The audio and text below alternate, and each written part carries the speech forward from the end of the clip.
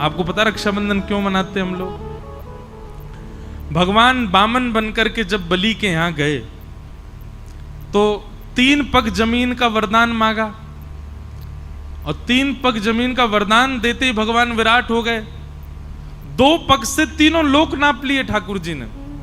तीसरा पग देने के लिए बलि के पास कुछ नहीं बचा, तो बलि ने अपना सिर आगे किया कि तीसरा पग यहां रखो।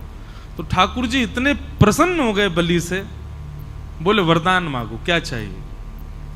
तो बलि ने माना, जो मांगूंगा सो दोगे? बोले हाँ देंगे। बोले मैं जब जब अपने महल में अंदर जाऊं और जब जब महल से बाहर आऊं तब तब आप मुझको दिखो प्रत्यक्ष। भगवान बोले इनडायरेक्ट वे में बोल रहे हो, सीधे सीधे बोल दो कि द्वारपाल बन जाओ मेरे। अब तुम महल में कब जाओगे कब आओगे मुझे क्या पता? द्वारपाल कोई द्वारपाल खड़ा रहे, उसी को पता रहता कब आ जा रहे हो जा रहे हो। बलि बोला यही समझ लीजिए।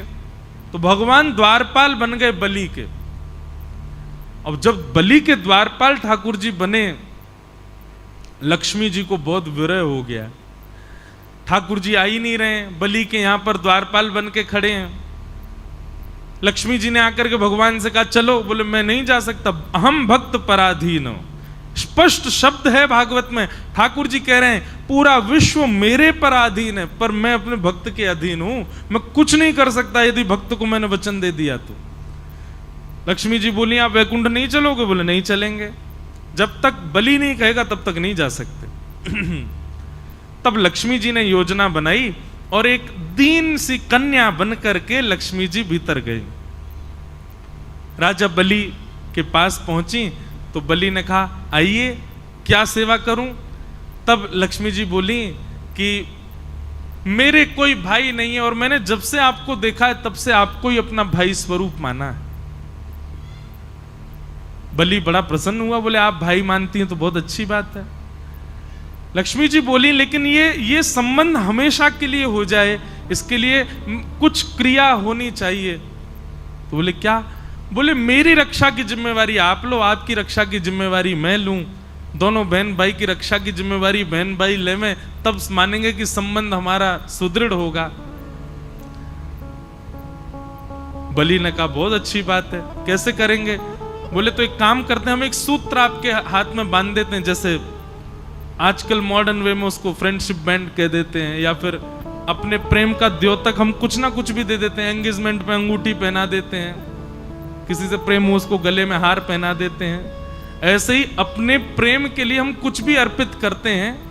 लक्ष्मी जी ने कहा कि मैं एक सूत्र पहना दूं आपको, ताकि जब जब उस सूत्र को देखो तो मेरी याद आए कि हाँ मेरी बहन है, मुझे उसकी रक्षा करनी है। और उसके बदले आप उपहार मुझको दे देना, उस उपहार को जब मैं देखूंगी तो मुझे भी स्मरण आएगा मेरे भाई हैं, मुझे उनकी रक्षा का भाव रखना है। बलि बोले ये बहुत अच्छी बात है, लाओ सूत्र बांधो। तब लक्ष्मी जी ने उनको सूत्र बांधा और सूत्र बांध करके दोनों हाथ आगे किया, भैया हमको उपहार दो। बलि ने कहा क्या चाहिए उपहार में? बोले तुम्हारा द्वारपाल जो है इससे हमारा ब्याह करा दो।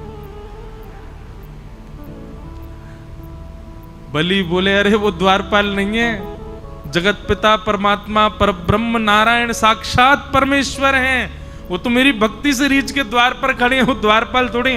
बाहर से ठाकुर जी झांक के देख रहे हैं अंदर क्या चल रहा है, मुझे आज बरी करके ले जाएगी कि नहीं। बेचारे ठाकुर जी वहीं खड़े हैं बलि के यहां।